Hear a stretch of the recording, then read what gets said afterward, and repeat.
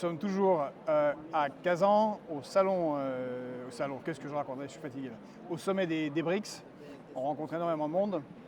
Il y a plusieurs conférences de presse qui ont cours en même temps. Et on reprend notre présentation en direct. Alors, comme vous le savez, la Russie est un pays conservateur léger, en tout cas c'est comme ça qu'il se présente. Ici, c'est assez genré, on va dire. Et les toilettes sont féminines et masculines. Et nous avons en France un pays plus progressiste. Je ne sais pas si les femmes ont beaucoup gagné aux toilettes communes, quand ce sont des toilettes communes, parce que bien qu'ici ce soit rempli de diplomates, de journalistes, d'experts, de gens très sérieux et pas de soudards et de barbares, visiblement tous ne sont pas snipers de la cuvette et c'est assez catastrophique. Donc par contre chez les femmes c'est très très propre. Donc bon, cette remarque mise à part, nous recommençons nos rencontres avec nos experts et cette fois-ci je vais donner la main à Pedro qui va faire un interview en anglais en espagnol, de Juan Carlos Morales. Hola, hola, ¿cómo estás? Buenas tardes. Buenas tardes, compañeros. Opa. Hola, Hola, hola, ¿cómo estás, Pedro? está bien. Alors je vais prévenir déjà d'emblée nos téléspectateurs que ça fait très longtemps que je ne pratique pas l'espagnol, que je parle plutôt le portugnol qui est la langue, un mélange de portugais et d'espagnol mais qui permet en Amérique latine généralement de se faire comprendre. Donc ne m'en voulez pas, mais l'important ça va être les réponses et moins les questions. No, estaba explicando que hace mucho tiempo que no hablas español, so yo iba a masacrar la lengua de Cervantes. No te preocupes. Lo importante es que nos entendamos. Eso es lo importante. Sí, es un ejemplo de la unión de los pueblos Por de supuesto. Latinoamérica, Por supuesto. que los brasileños, como los restos de los latinos, quieren entender la misma lengua, mismo no hablando exactamente la misma lengua. Primeramente, Carlos es politólogo, Sí, lingüista politólogo. y representante de la media independiente colombiana. Donc je explique, Juan Carlos donc, est politologue, linguiste et représentant des médias indépendants colombiens, de la presse locale, si on pourrait dire ça, comme ça, qui serait la presse des quartiers, des petites villes, etc. Donc une vision de la Colombie, qui est son pays, très particulière et proche des gens. Donc ma première question à Carlos, c'était pourquoi il a décidé justement de venir en Russie pour couvrir le sommet des BRICS. Entonces, ¿por qué tenía que venir a Rusia para cubrir el evento de los BRICS? Bueno, en primer lugar porque es un evento que es de importancia global. Por otro lado también tengo algunas raíces ya desde hace muchos tiempos culturales y familiares también con el pueblo ruso. Entonces siempre he estado muy interesado en las relaciones que puedan existir entre Rusia y Latinoamérica y también en cómo se desarrollan las relaciones que por estos días andan un poco mal de Europa con Rusia también. Yo soy un convencido total de que las relaciones entre los pueblos europeos y el pueblo ruso deben ser unas relaciones amistosas a pesar de todo lo que está pasando ahora, porque los pueblos europeos y los pueblos rusos merecen tener buenas relaciones y relaciones amistosas. Y igual con Latinoamérica, con Colombia, entonces esa es mi tarea. Yo vengo representando algunos medios alternativos en Colombia y la organización BRICS nos da la oportunidad, me da la oportunidad a mí de venir aquí a Rusia, a Kazán, a representar los medios y pues a llevarles la información a todos ellos de lo que pasa en este lugar. Hago una acotación también, es que yo soy politólogo de la Universidad Estatal de Moscú y también hice acá una maestría en traducción científica del español al ruso y pues como también manejo el ruso ya digamos a un nivel bastante Elevado. elevado, no quiero ser tampoco pedante, pues hablo más o menos bien. Entonces, Puedes leer Tolstoy. sí, por supuesto. Et je demande s'il peut lire Tolstoy en russe parfaitement, Sí, puisqu'il dit qu'il a son niveau de russe est très bon. Dostoyevsky, que es uno de mis favoritos Gogol. en tiempo, sí, también. Pushkin. Mертвые души, no sé cómo se dice en francés, pero es almas muertas. Ah, Les âmes mortes. Sí, almas Très bon muertas. livre de Gogol Mais que je Gogol. recommande à tout le monde, puisque ça montre un peu à la manière du procès de Franz Kafka l'absurdité de la suradministration. Sí. Y entonces, pues la idea es que podamos representar a Colombia y podamos construir puentes culturales entre pues primero que todo entre Rusia y Latinoamérica y pues ahora entre los países que hacen parte del BRICS, que bueno, pues es una gran mayoría del mundo y pues con una diversidad cultural inmensa. Interessante perché tiene un tema che esiste in America Latina intera e América Latina unida jamais sera vencida. Jamás será vencida. Je disais, donc en fait c'est intéressant ce qu'il dit puisqu'il y a un sentiment d'identité en Amérique latine qui est l'Amérique latine unie ne sera jamais vaincue, qui résonne aussi d'une certaine manière dans ce sommet des BRICS. Tiene una resonancia que tiene Brasil, tiene Venezuela que quiere entrar a los BRICS. ¿Tú piensas que Colombia, su lugar natural es entrar también en los BRICS? Bueno, eso es una pregunta muy interesante. No solamente Colombia, en realidad, yo creo que varios países latinoamericanos y suramericanos pues desean entrar al BRICS, pero hay tiempos diferentes en lo político. Si bien Venezuela, digamos que está lista para entrar a los BRICS y pues vamos a ver si entra. Ayer llegó el presidente Maduro aquí a Kazán. Maduro ha venido. Oui, je dis, apparemment Maduro est venu, sí. est venu a Kazán. Entonces puede ser que mañana, hoy en la noche o mañana se tenga una noticia sobre la entrada o no. Pero países como Bolivia y países como Venezuela están muy cerca políticamente de la multipolaridad que se está construyendo acá. Más sin embargo, hay otros países latinoamericanos que quieren estar cerca, pero por sus quehaceres políticos y geopolíticos, por sus obligaciones también políticas y por el contexto político interior de cada país, pues consideran que no es el momento para dar ese paso sus gobiernos. Entonces, ¿piensa que Argentina tiene feito un grave error saliendo de la possibilité d'entrer dans les BRICS? Je dis, est-ce qu'il ne pense pas justement que dans ce cadre-là, l'Argentine n'a pas fait une grosse erreur en retirant sa candidature aux BRICS? Bueno, pues el presidente de Argentina, el señor Milei, pues ha tomado la decisión de salir. En lo personal... Disculpe, agente americano Milei. Podemos decir eso. Bueno, podríamos decirlo así. Solamente como estamos en un foro diplomático, pues sí, bueno, hay que también, bueno, en fin, puede ser así. Sabemos que es así. Y todos sus actos pues lo demuestran, ¿no?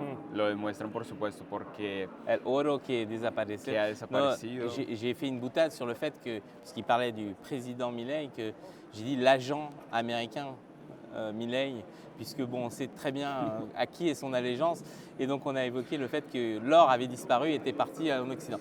Puede continuar. Y entonces, pues, Milei ha decidido sacar a Argentina y pues que hay un lugar disponible.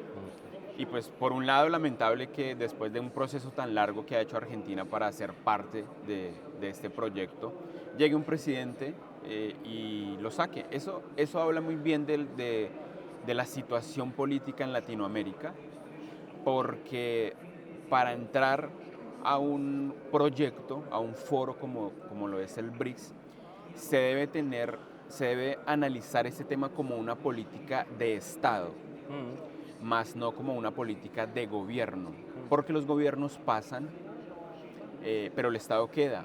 Entonces, si es una política de Estado, si es una decisión que se toma a nivel de Estado, pues todos los gobiernos tendrán la obligación de aceptarla. Y América Latina en este momento está caminando, pero algo es seguro, que después de Venezuela, después de Bolivia, vendrán otros países, porque el BRICS, lo están demostrando en este momento, es el futuro de las relaciones internacionales.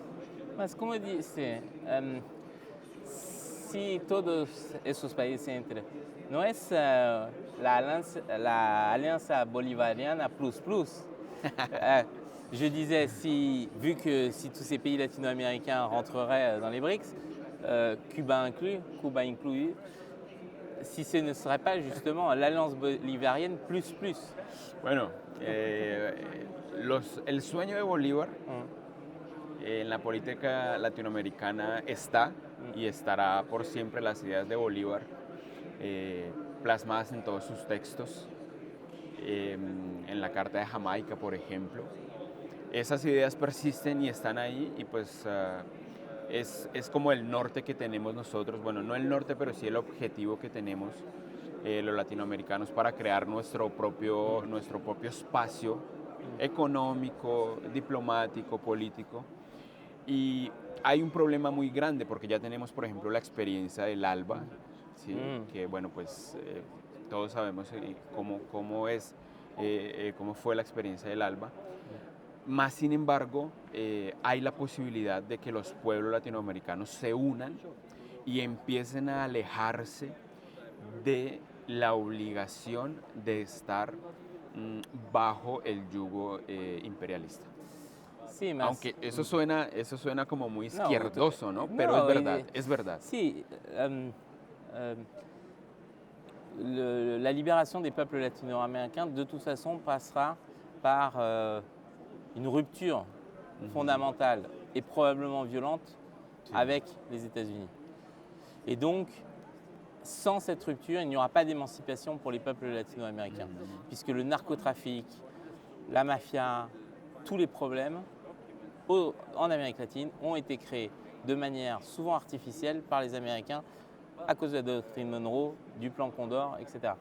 Voy a traducir que yo dice que la independencia y la emancipación de los pueblos latinoamericanos podrá acontecer cuando cortará Los vínculos, tal vez. los vínculos con los Estados Unidos. Sí, por supuesto. Y que eso va a ser violento. Hay que tener en cuenta que los vínculos con Estados Unidos de todos los países latinoamericanos siempre van a existir porque es El mismo un país, continente. estamos en el mismo continente. La pregunta es qué vínculos y cómo. Porque nosotros en este momento, por ejemplo, en Colombia tenemos un tratado de libre comercio firmado con los Estados Unidos que ha arruinado completamente el campo, la agricultura colombiana. ¿Sí? Entonces es necesario, para ir en caminos de emancipación, revisar desde las leyes cómo se pueden cambiar esos contratos, esos tratados, esos tratados que se han hecho para que nuestros pueblos puedan surgir. Es desde las leyes, es desde la diplomacia, y pues es un trabajo supremamente duro porque Estados Unidos no va a querer negociarlos porque están totalmente amañados a su favor.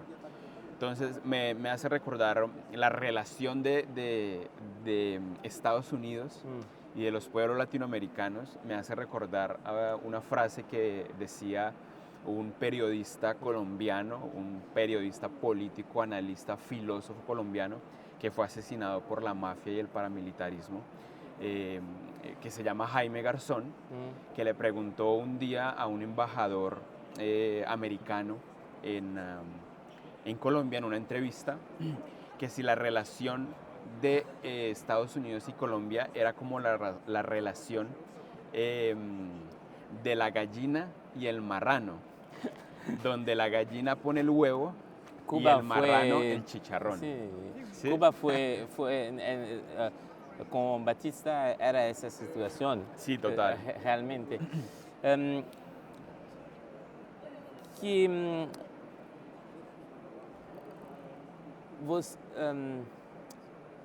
En relación al ambiente aquí,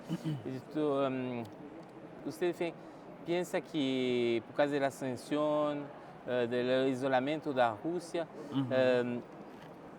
o que está aconteciendo, tú sientes esa situación o tú piensas que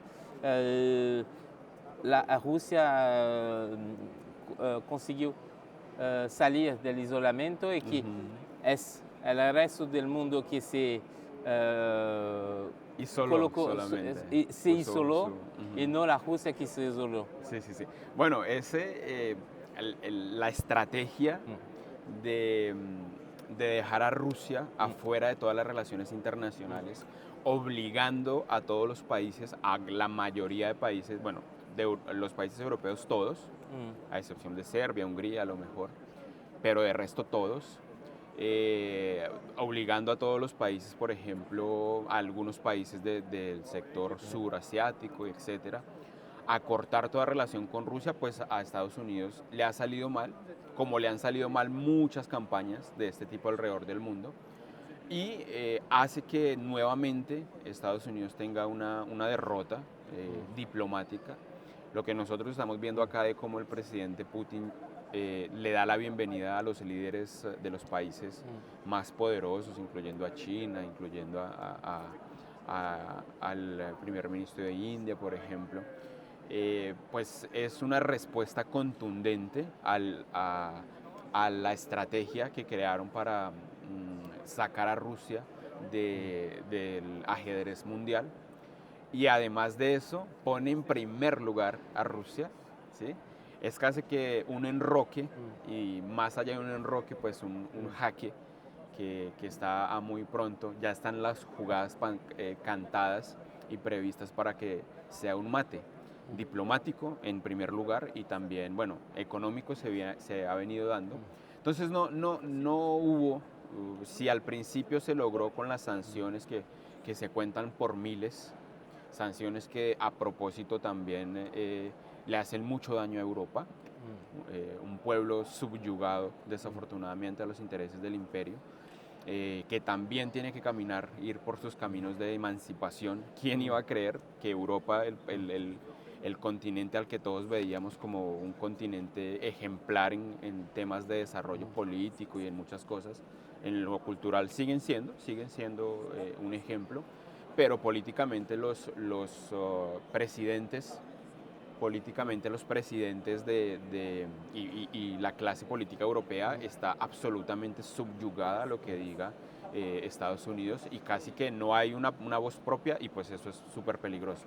Entonces no está aislada Rusia. Rusia está más viva que nunca, los BRICS están más vivos que nunca y tienen un futuro muy, pero que muy prometedor, porque si vemos que las Naciones Unidas se renuevan, se reforman, entienden la realidad de hoy o desaparecen. Y llegará al BRICS. Eso es muy seguro. Obrigado. Obrigado. Y puede ser que nos veremos a Claro otro que momento. Sí, claro que sí. Je remercie Juan Carlos. On va passer aux prochains intervenants. Donc Georges va reprendre la parole. Et donc on va switcher. Donc un instant, le temps qu'on change les micros. Donc Georges. Yeah. Muchas gracias. Muchas gracias. Pedro, muy bien. Muy bien, Pedro. Muy bien. Все, мы заканчиваем. Это отлично, когда говорят так по-испански. Получится, как начинается революция где-то. Ну, таков народ. Спасибо большое. Да, спасибо Muchas большое. gracias. Увидимся еще, я думаю, что еще раз. Ну да, мы увидимся. Очень хорошо говорите по-русски. Спасибо, вы тоже. Ну, я как бы не настолько, но удивительно. Спасибо. Спасибо большое. Я очень люблю Кустурицу. И я тоже. Хороший фильм. Ah, on est un amoureux des films de Kusturica. Et voilà, on se saluait entre non-locuteurs de russe pour la maîtrise de notre russe. Donc voilà. Bonjour Henry Weston. Bonjour. Enchanté. Ouais, très enchanté, vraiment. Moi, je suis très gâté, très flatté sur ça. Bon, en tout cas, merci à vous, puisque Henry Weston, eh bien, c'est comme Olivier Mbouéboué. est un des organisateurs de ce salon, de ce sommet, pardon. Décidément, ce matin, ce soir, ça va pas. Je confonds le jour, le matin, le sommet et les salons. Ça arrive des fois. On est un peu fatigués, on dort pas beaucoup tous. Ah ouais.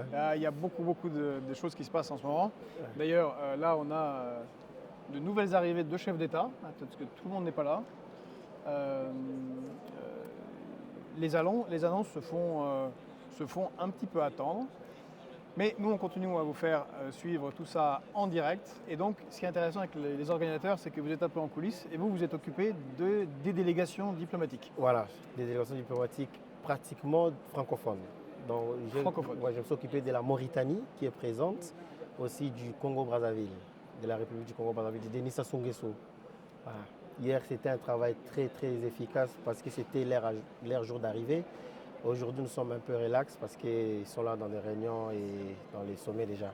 Et demain, je crois, on va aussi continuer le travail parce que demain, c'est les derniers jours. Voilà. D'accord. Et Denis Sassou Nguesso est là? Denis Sassou Nguesso avec son fils, Denis Christel, ils sont là, présents. Depuis hier, ils ont déjà atterri à Kazan. D'accord. Et vous pensez que Denis Sassou Nguesso va demander l'entrée de son pays dans les BRICS ou c'est une première approche, une observation? Bon, déjà, je peux vous confirmer à des informations à ma possession que la plupart des dirigeants du Congo-Brazzaville aujourd'hui, la plupart des grands messieurs de ministres, des conseillers, sont de l'Union soviétique. Pourquoi sont de l'Union soviétique? Ils ont fait des études en Union soviétique.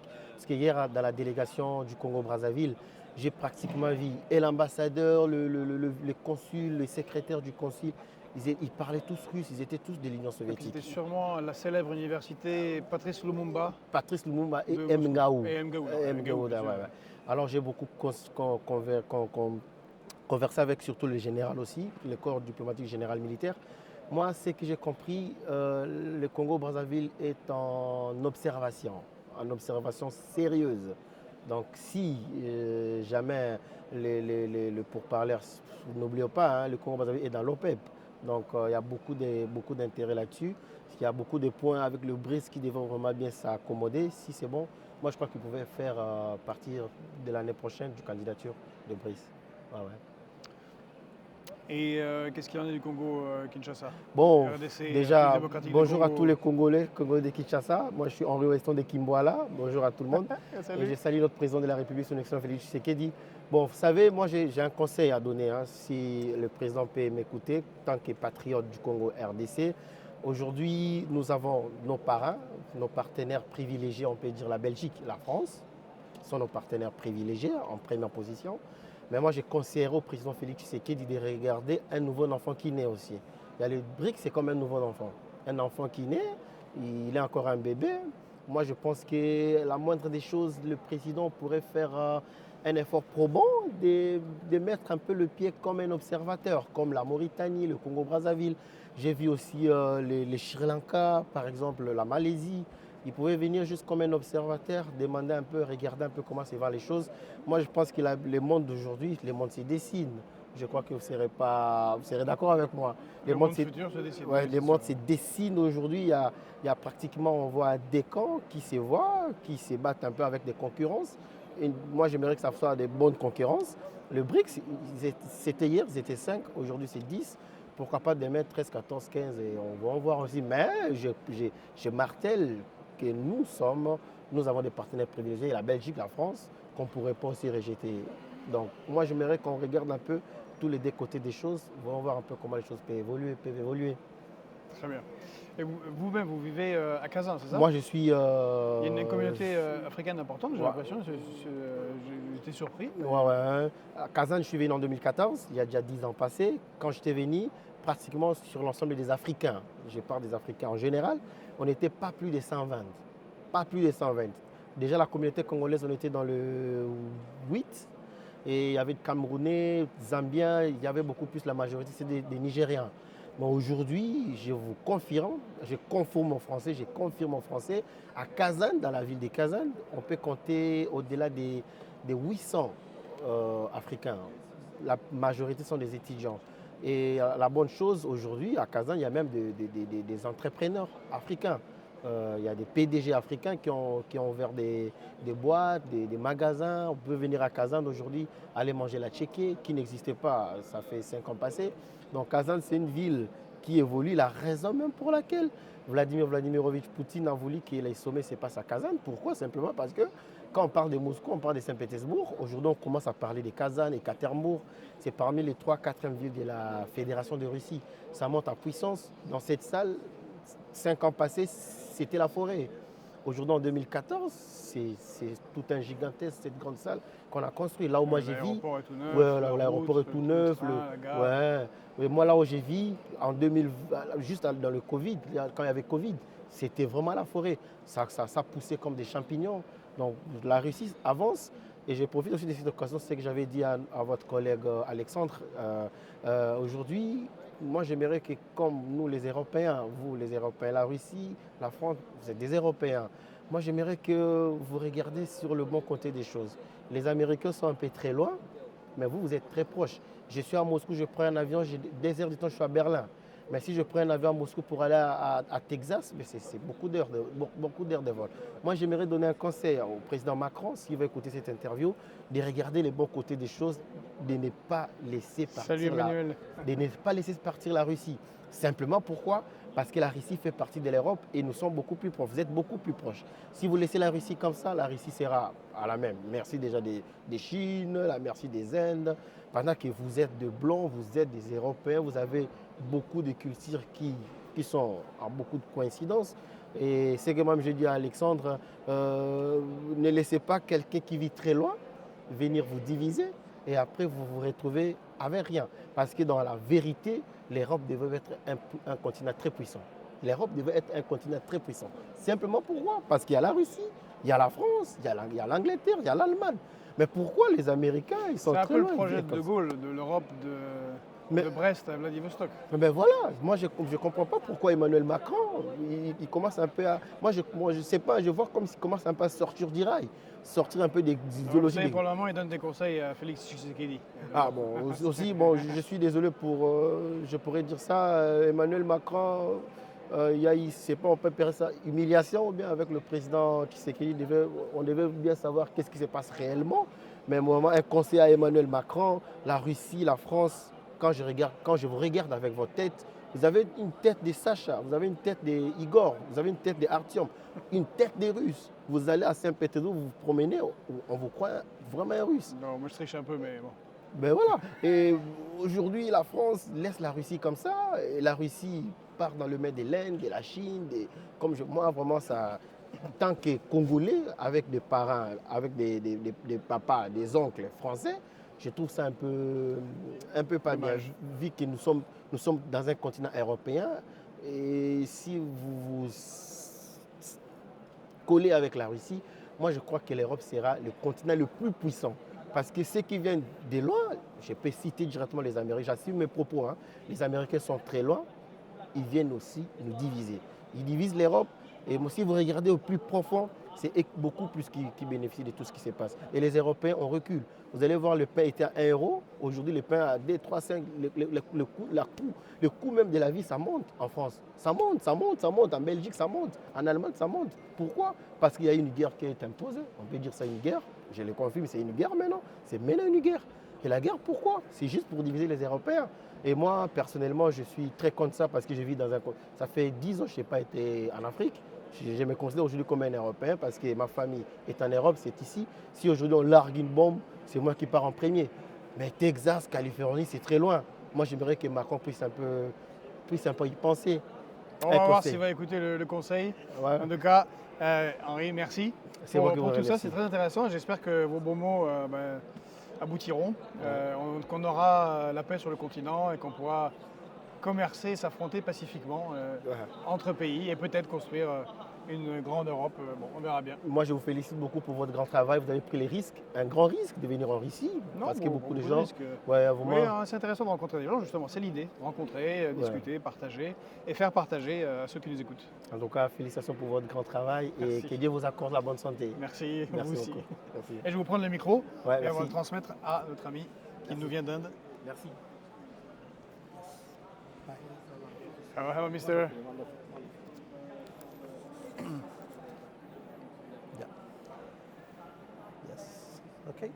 Ok.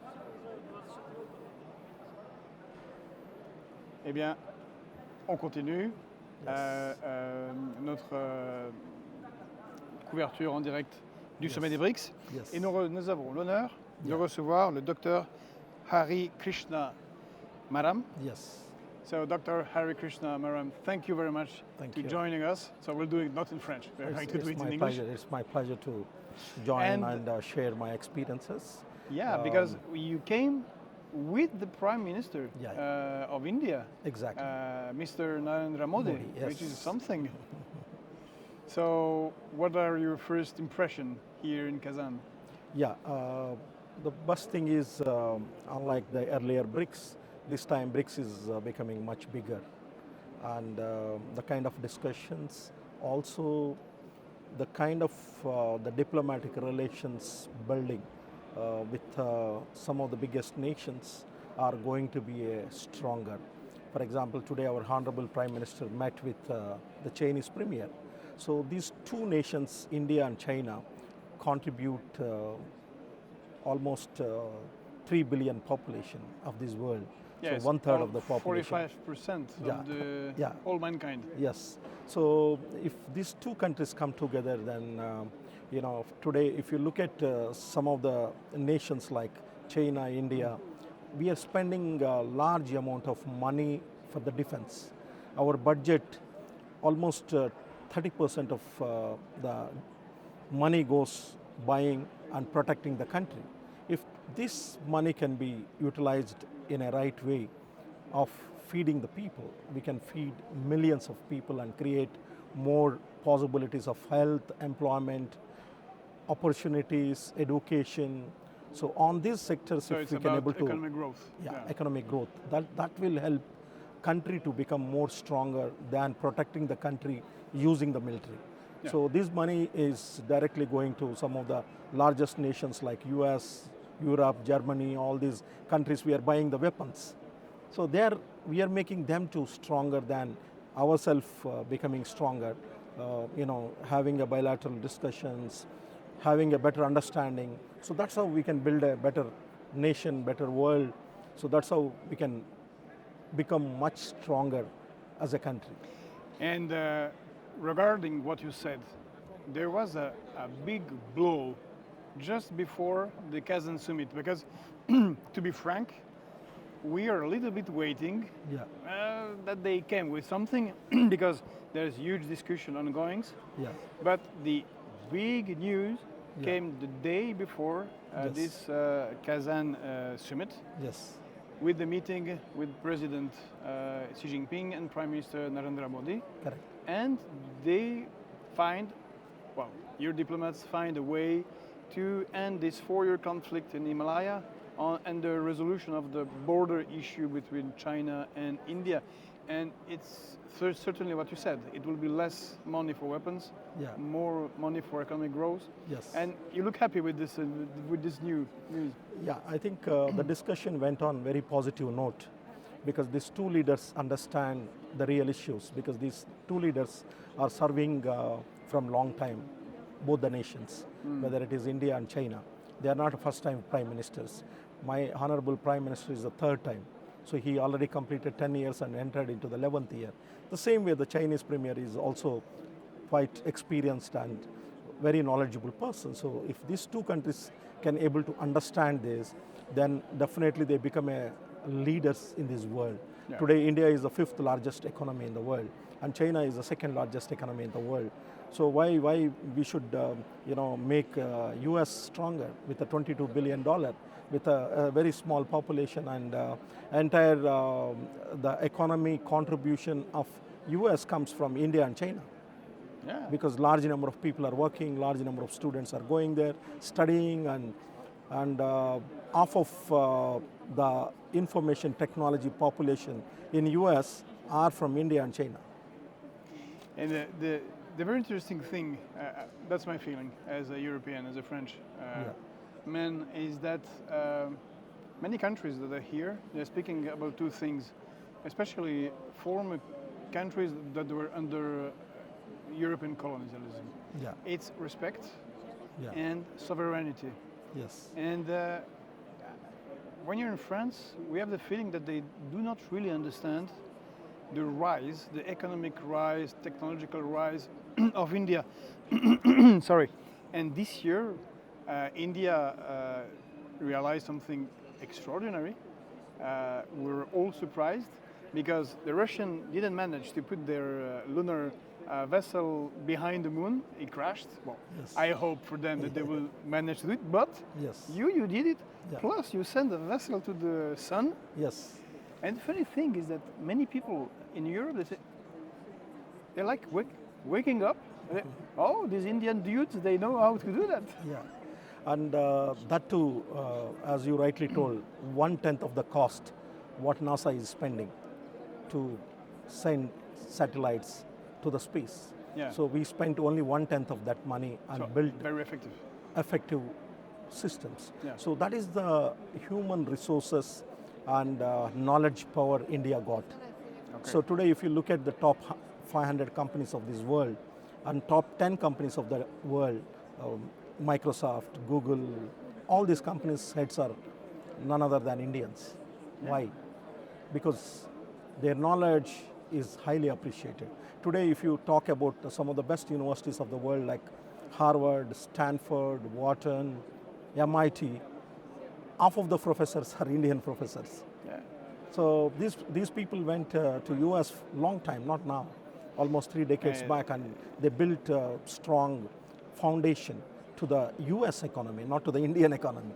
So if that can be developed as a nation building, so then I think every country will prosper. Yeah. So why our people should go to other country? If we create opportunity, when we create some economy in our own country, then we will prosper than making other country to prosper. So, but for that we have to stop this clash of big groups. Yeah. And have you the So- feeling that the West accepts the rise of the BRICS? Yeah, so definitely for them, it doesn't matter much because they are already, economy-wise, they become very strong. So it will not make much effect because, for example, if today the war is going between Russia and Ukraine, or today war is going between Israel and this, so Yeah. they are selling the weapons. They are giving a money, not a cash. This is through weapons. So why they are giving weapons to fight more, to create more problems. So thereby they can develop, they can build their economy stronger. So that is the idea where this all geopolitical system is happening across the world. So we should stop this and try to develop our own nations, our own countries. Okay. Thank you very much for Thank your you. very good words, and Thank you. congratulations for Thank you. what you're doing in India. It's fantastic, Sure. and Thank you. happy to see more of you in the future. Sure. Thank you, Thank you very doctor. much. Thank you. Yeah, I think. What is that? Quoi? Zilia Barakshina.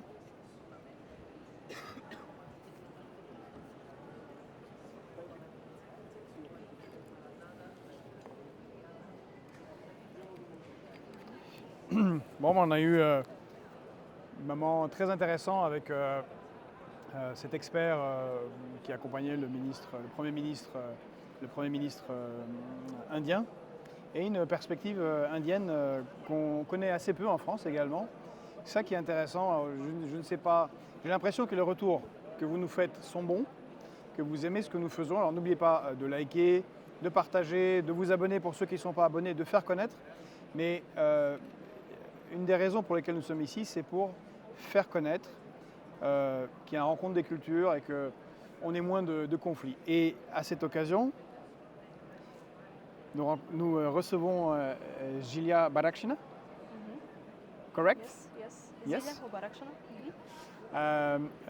C'est une journaliste, elle est tatar, elle vit ici, elle va nous parler du sommet des BRICS et un peu de Kazan et du Tatarstan, je crois, serait intéressant à découvrir pour les Français. Alors maintenant, hop, on switch au russe et vous appuyez sur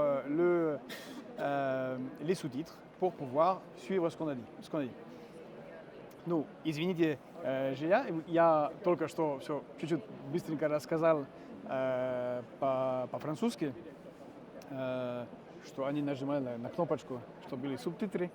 Ну, вы журналист, да? Да. И вы здесь, конечно, как мы все, чтобы смотреть, что происходит на Summit BRICS, который является вашим городом, да? Да.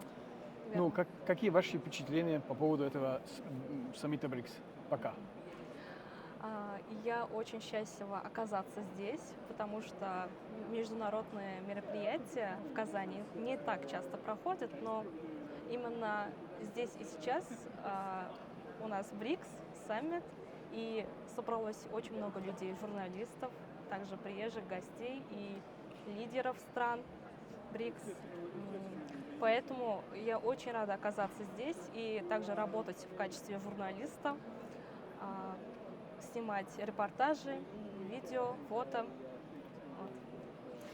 Et donc, cette journaliste locale est très... Я привожу чуть-чуть, да? Cette journaliste est très très contente d'être là parce qu'il n'y a pas eu jusqu'à maintenant de sommets aussi importants et internationaux à Kazan, et ça donne l'occasion de faire connaître cette ville. Et elle-même est contente de rencontrer et de pouvoir discuter et de rapporter les discussions entre les diplomates et ce qu'il y a dans le sommet. Et c'est aussi une rencontre avec cette ville. Мы сказали, что это тоже встреча между МИР и ваш Казан и Татарстан, который много не знает тоже. Я сам вообще, знаю, что это Татарстан и знаю, что это Казан, но только смотрел фильмы и картинки, но это не то же самое. Мне было вообще. Это вообще для нас мы не ожидали. Такой красивый город, чистый. Еще раз, люди добрые. Как вы все это сделали? Потому что у вас, видимо, очень большое развитие. В общем, в России, но в Казани, да, тоже? Конечно, у нас есть опыт проведения международных мероприятий, таких как Универсиада, чемпионат мира по футболу, по водным видам спорта. То есть в этом плане у нас много произошло изменений, много чего построили, спортивных сооружений, комплексов. А теперь и, кстати говоря, Казань считается уже спортивной державой, столицей. Здесь много дается для развития спорта. Есть стадиум борьбы, я видел, да? Да, конечно. У нас есть, кстати говоря, в Казани и в Татарстане национальная борьба «Көреш» называется. Как? «Көреш»? «Көреш». «Көреш». Это борьба именно татарская национальная. Что? Okay. C'est le direct, désolé, on a des petits problèmes techniques des fois. Juste rapidement, Julien nous a dit que la ville s'est aussi développée par le sport, les différentes compétitions internationales, la Coupe du Monde de football de 2018, que ça a permis d'entraîner une croissance économique, et il y a eu beaucoup de constructions, et que Kazan est aussi une capitale maintenant mondiale du sport. Entre autres, on trouve un fantastique stade pour la lutte, et il y a une lutte particulière tatar qui s'appelle еще раз, пожалуйста. «Көреш». «Көреш». «Көреш». «Көреш». Voilà, la lutte tatar. Очень интересно. Поэтому Казань с каждым годом все становится современным городом, преображается, ремонтируется очень много зданий, и у нас много уделяется средств для реконструкции зданий.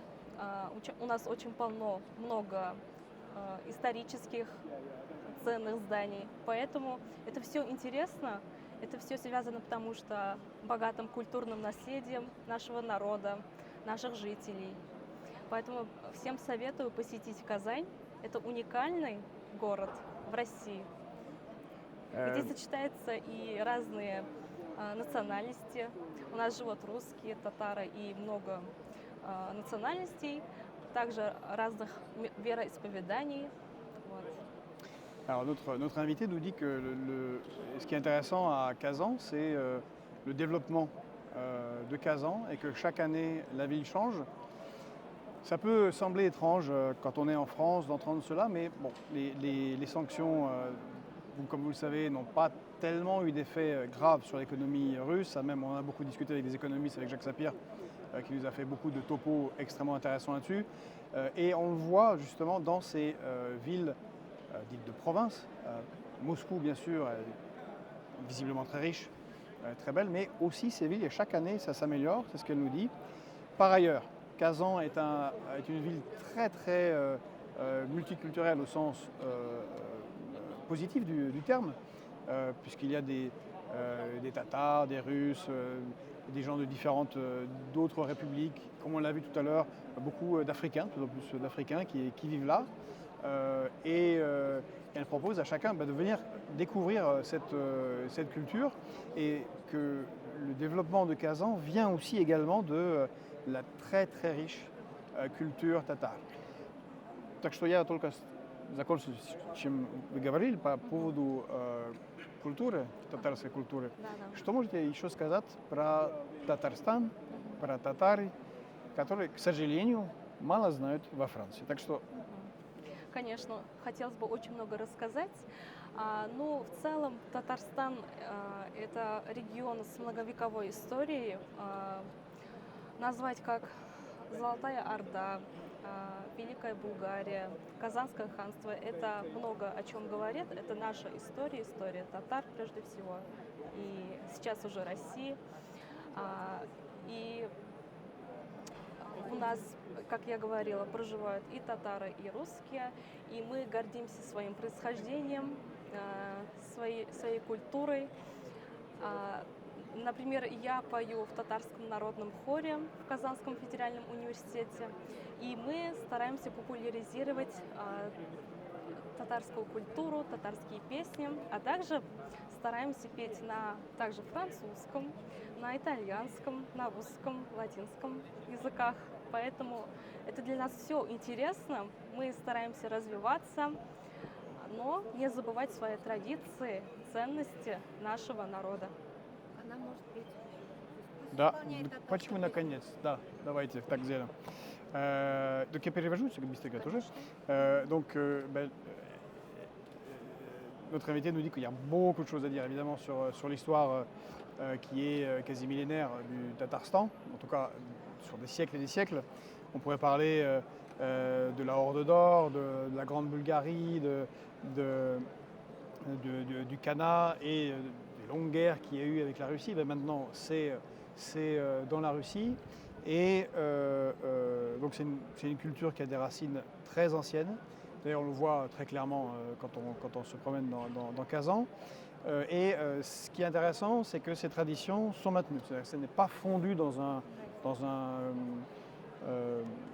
une russité imposée, mais la culture justement est valorisée, ainsi que les traditions. Et ce qui compte pour eux, ce qu'ils considèrent doit être respecté de leur passé, de leur culture et également de leur langue. Et d'ailleurs, Gilia participe chante également, elle n'est pas seulement journaliste, elle est chanteuse. Elle est dans un chœur qui chante en tatar, mais qui chante également dans les langues latines, en français, en anglais, enfin en français, italien, espagnol, mais aussi en anglais. А вы тоже пели французскую песню недавно, да, в Баку, да? Да, мы выступаем по миру, стараемся ездить по разным точкам мира. Но мы это по нашей инициативе популяризируем татарскую культуру также и выступаем как в Азербайджане. В прошлом году выступали в Северной Осетии, посетили Владикавказ. А какую песню французскую пели? Une histoire d'amour. Donc вот, enfin, c'est un niveau quand même élevé de chœur, hein, parce que non seulement les journalistes, mais elles participent avec son chœur, ils font des tournées internationales donc dans différents pays. Et à Bakou récemment, ils ont chanté Une histoire d'amour. Peut-être pour finir, on va lui demander de chanter un morceau de chanson tatar.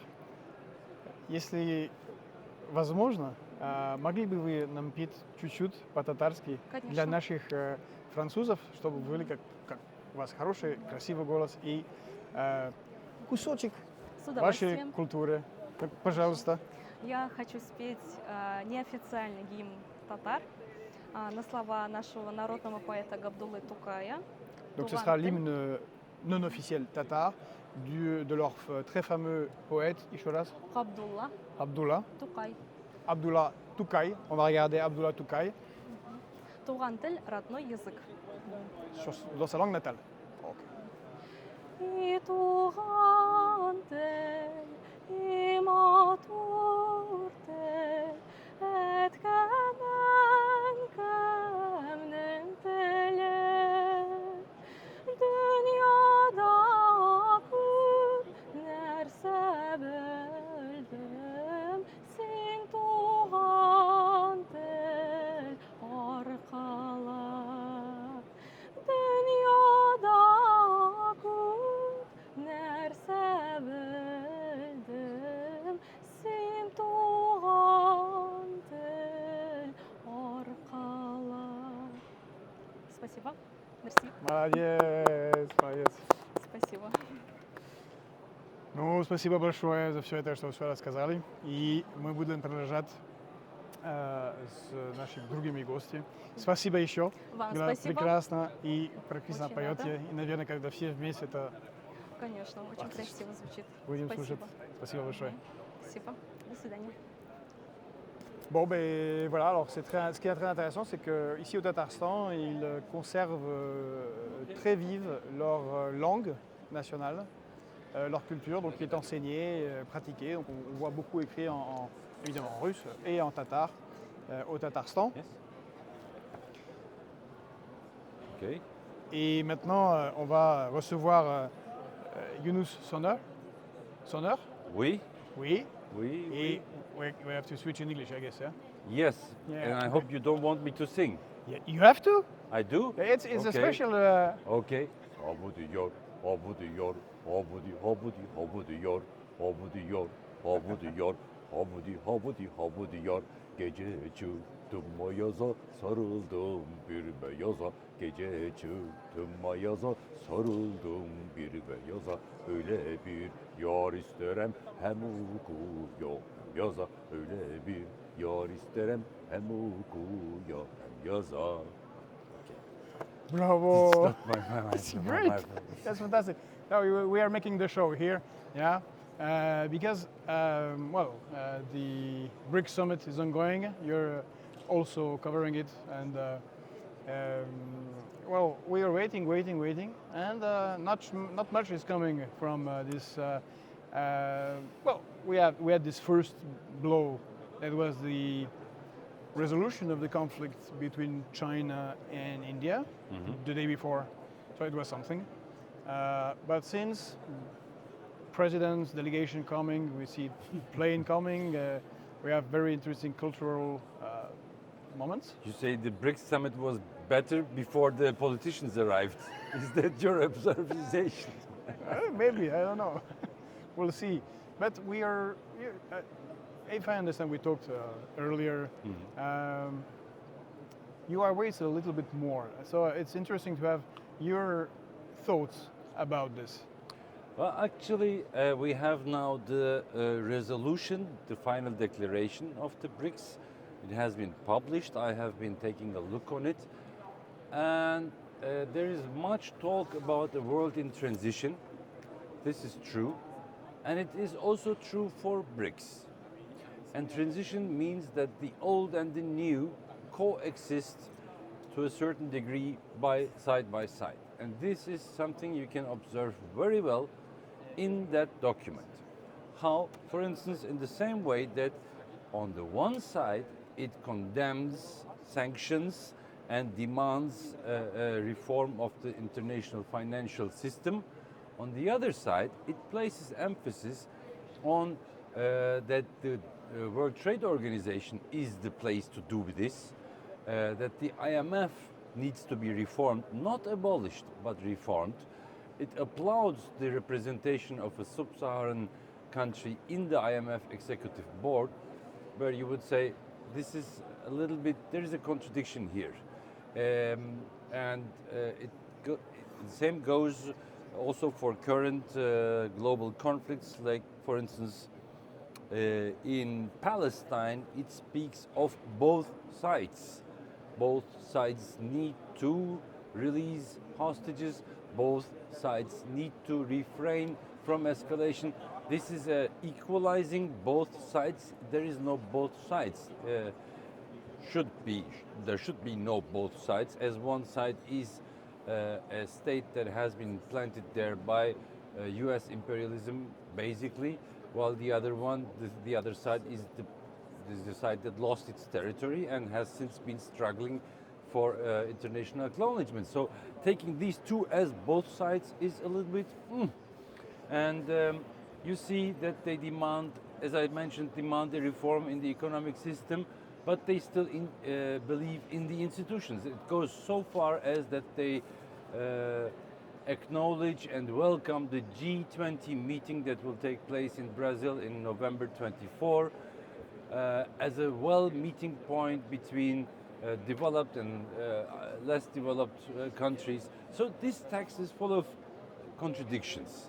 It is full of, we have a criticism here, but it's also, we do still believe in your, or at least we pretend to believe in your institutions, such as the UN, such as the World Trade Organization, such as the IMF, such as the G20, and so on and so forth. And to sum it up, I would say, as the world is in transition, BRICS is also in transition. Russia is a good example for it. Russia has long believed that peaceful coexistence with the West was possible. Russia has invested a lot of diplomatic efforts to maintain peace, to maintain business, to maintain commercial exchange with European countries. It did so, and it was pushed into a point where it had to choose between its mere existence or realizing that there is no other side which reaches out to them. So you think that maybe Russia would have preferred a stronger BRICS meeting in Kazan? Have you the feeling that Vladimir Putin Yes. is a little bit disappointed?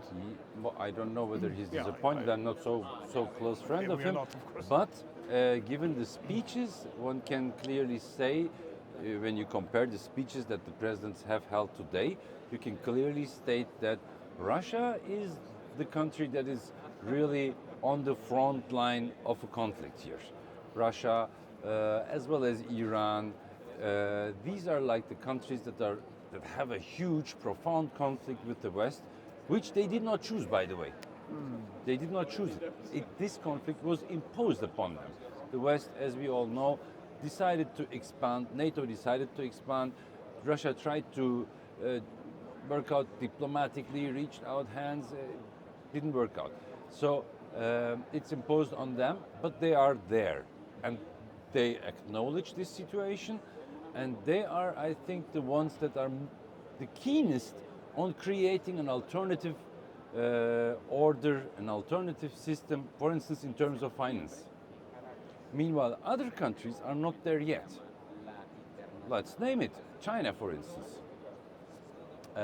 China is heading towards a serious conflict militarily with the United States. Everybody talks about it. Everybody knows that. The United States is trying to encircle China militarily with all its alliances, with this AUKUS alliance and with expanding NATO, even inviting the Japanese Prime Minister to NATO summits. South Korea plays an obvious role, and so on and so forth. But this situation that China is being encircled and more and more threatened is not yet reflected, at least in the speech of President Xi Jinping. I didn't hear it in the speech as well in the translation. But it's not because it's China, and China is usually they didn't react fast. It's a long trend. For example, at the same time when we see Jack Sullivan, who went to Beijing, in fact, to order them to stop support Russia and to start to do sanctions and blah blah blah. Well, the Chinese as well. They said, "Have a nice flight back to Washington, and goodbye." Sure, that's true. But as I mentioned earlier, Russia was in a similar situation. Russia also long resisted recognizing, acknowledging that the West was coming for them. Every So step you- that NATO expanded, they thought it was the last. And they tried to keep this peaceful coexistent thing. They went on selling energy to Europe. They went on investing in Western European markets. They went on rich Russian people, let's say, not Russia as itself, but rich Russian people went on buying homes and houses in London. And now where are these homes and houses? Where is the Russian wealth that was deposited in Western banks? It is confiscated. Russia has learned this lesson. This is clearly, you see that clearly in the speech of President Putin, that he learned that lesson and he's now trying to build something alternative. In the Chinese president's speech, I didn't notice it yet. Yeah. There is another concept maybe they're trying to overtake the United States peacefully. That As might always be China do. yeah, but well, I have my doubts whether that would work out. Okay, so they didn't take any. You think the lesson given by Russia didn't reach the other leaders, especially China? Well, we cannot say exactly who has been at what position in the negotiations. These are like not open negotiations, Yeah. so we just can deduce it from the president's speeches. That's not enough evidence to say Russia wanted X and China said no, but it has to be epsilon. I would say that generally speaking, the BRICS alliance is a heterogeneous alliance. There is contradictions in it. There are different positions in it. There is different opinions, and these need to get to a compromise because, as you know, it's a consensus paper. So they need to put out a final declaration that everybody can sign. And I don't know if China was the one that was reluctant. I'm just saying this as a commentary to the Chinese president's speech. But there's another issue. BRICS got bigger, and BRICS got bigger with new countries. Yeah. And some of these countries, as I mentioned, Iran, for instance, are in a serious conflict with the West. So Russia, for instance, there, as outside of BRICS too, has received an ally. Other countries, such as Egypt, in the Palestinian question, are being pushed into a conflict, though they don't want to. Egypt does not present itself as a very proactive actor there in the Palestinian question, more mediating and trying to find middle At way. least, yeah. But it is facing this objective situation, and this objective situation is imposed on it. It doesn't happen by itself. It's imposed on it. The attempt to push Palestinians out of Gaza is a strategy. There's an actor behind it, and this actor does not give up. So there are realities that are being forced on these new members. And I think So you in the think long somehow, term, yeah, it's a sad day for Palestinians. Yeah? I wouldn't say it's a sad day for Palestinians, but it's not until now. Until now, it's not. They do not dominate the agenda here. Yeah. I thought they would actually, with Palestinian President Abbas taking part in Yeah. the summit. Maybe it'll change a little bit more tomorrow with the speeches, but until now, it's not the topic that dominates the agenda. And it's not the topic that the participating countries, the BRICS members, choose to present the profile. When you read the paragraph on Palestine, it's UN resolutions, two-state solution. In the next the next sentence is defending the freedom of navigation in the Red Sea. Against whom? Well, what about the freedom of navigation to Palestine? What about the freedom of navigation in West Jordan? What about the freedom of road trips in Gaza? No, it's the navigation, freedom of navigation in the Arab Sea, which is being threatened by the Houthi, which the final declaration... Which will continue anyway. Declaration is declaration. As I said, it's a transition thing. Yeah, yeah. It's a transition thing. It's a consensus-based paper, not easy, but I think the objective truth will force itself upon the BRICS members day by day more and more. That's, I think, the clue here. Not what they subjectively think or what they believe they can achieve, but what the other side does. They will be pushed out of the Western system. And then they will have to create that alternative system, which the Russian president here proposed in his speeches.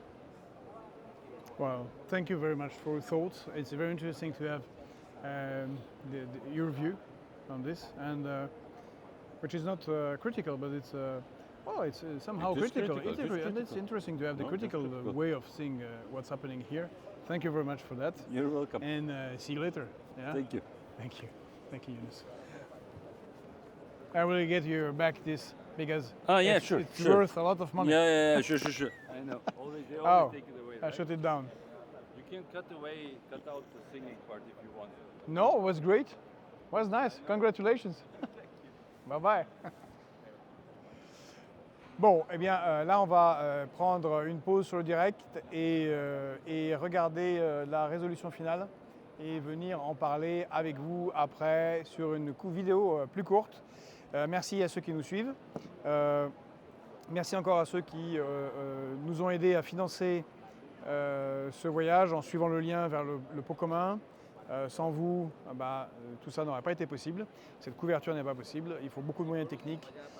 Ça coûte beaucoup d'argent. Transporter tout ça, c'est très loin le Kazakhstan. Merci à vous. Vous pouvez encore contribuer pour qu'on arrive à notre objectif final.